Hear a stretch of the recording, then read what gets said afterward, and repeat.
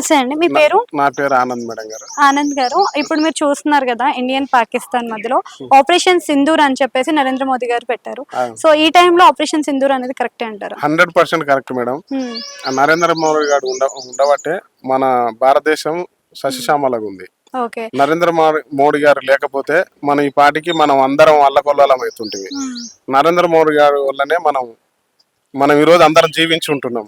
అంటే సస్యశ్యామలంగా ఉంటున్నాం. అంటే పోలీస్ ప్రొడక్షన్ కానీ, మన పాకిస్తాన్ బార్డర్ల మన జవాన్లు కానీ, మనకు సంబంధించిన మన అందరూ మీలాంటి వాళ్ళు కానీ, ఈ మీడియా మిత్రులు అంటే మొన్న ఒకటి పహల్గామ్ లో కూడా అటాక్ జరిగింది కదా, అలాంటి అటాక్స్ ఈ ఆపరేషన్ సింధూర్ తర్వాత ఆగిపోతాయి అంటారా? మరి కంటిన్యూ చేస్తారా? మరి యుద్ధానికి మళ్ళీ బదులుగా యుద్ధం చేస్తారా? ఇప్పుడు ఆగిపోదు అనుకుంటాం మేడం గారు. ఎందుకంటే ఈ వాళ్ళు చూస్తే అరాచకాలు ఎక్కువ ఉన్నాయి. మరి అంత మందిని మన ఊచకోత కోయడం ఏ విధంగా కరెక్ట్? అట్లాంటివి మామూలు జనాలు ఏదో ట్రావెల్ కి పోయిర్రు, వాళ్ళని అట్లా కోస్తే వాళ్ళ భార్య పిల్లలు ఏంది, చిన్నపిల్లలు ఏంది, వాళ్ళ కుటుంబం పోషణ ఎవరు? మన భారతదేశానికి చెడ్డ పేరు వచ్చినట్టే కదా మేడం గారు.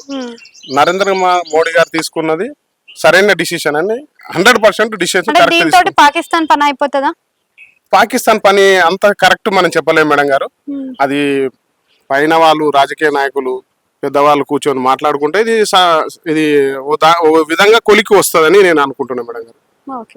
100% ఇట్లాంటివి అరాచకాలు మళ్ళీ జరగవద్దని నేను మీడియా మిత్రుల ద్వారా కానీ, పోలీస్ ప్రొడక్షన్ కానీ, మన ఆర్మీ జవాన్ల కానీ వాళ్ళందరికీ నేను సెల్యూట్ చెప్తున్నా మేడం గారు. నరేంద్ర మోడీ గారు తీసుకున్నది కరెక్ట్ డెసిషన్. మీలాంటి మన పబ్లిక్ కూడా మనం అలర్ట్ అయి ఉండి అందరూ ఒక చైతన్యంగా పనిచేస్తే చాలా బాగుంటుందని మేడం గారు మేము కోరుకుంటున్నాం.